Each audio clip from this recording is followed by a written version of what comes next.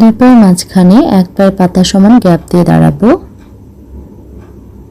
দুই হাত শরীরের দুই পাশে থায়ের সঙ্গে লেগে থাকবে। মেরুদণ্ড সোজা, ঘাড় সোজা, কপাল টান টান। লম্বা শ্বাস নিয়ে ধীরে ধীরে শ্বাস ছেড়ে দেব। সমস্ত মনোযোগ শ্বাসের দিকে। এবার দুই হাত সামনে নিয়ে আসবো, হাতে তালে লক করে দুই হাত মাথার উপরে টান টান রাখবো, কোমর সোজা থাকবে। এবার শ্বাস নিয়ে ছাড়তে ছাড়তে বাম দিকে কাত হব, ডান দিকে কোমরের হাড়টাকে আমরা পুশ করব। হোল্ড করছি 1 2 3 4 5। শ্বাস নিতে নিতে সোজা, আবার শ্বাস নিয়ে ছাড়তে ছাড়তে ডান দিকে কাত হব।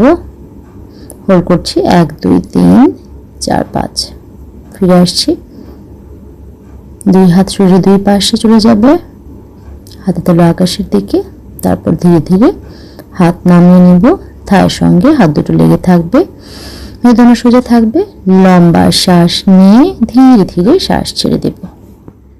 তির্যক দ্বারাসনের উপকারিতা: অতিরিক্ত চর্বি কমাতে সাহায্য করে, ব্রঙ্কাইটিস, হাঁপানির সমস্যা এবং দীর্ঘস্থায়ী পালমোনারি রোগ প্রতিরোধে সাহায্য করে, ফুসফুসের কার্যকারিতা বাড়াতে সাহায্য করে, শরীরের নমনীয়তা বৃদ্ধি করে, পেছনে পেশি এবং মেরুদণ্ডের জয়েন্টগুলোকে প্রসারিত করে, হাড় শক্তিশালী করে এবং বয়স্ক ব্যক্তিদের অস্টিওপোরোসিস প্রতিরোধে সাহায্য করে, লিভারকে প্রসারিত করে এবং শক্তিশালী করে তোলে, হাঁটু, গোড়ালি এবং উরু শক্তিশালী করতে সাহায্য করে, গর্ভবতী মহিলাদের পিঠ এবং পেশি ব্যথা উপশমে সাহায্য করে।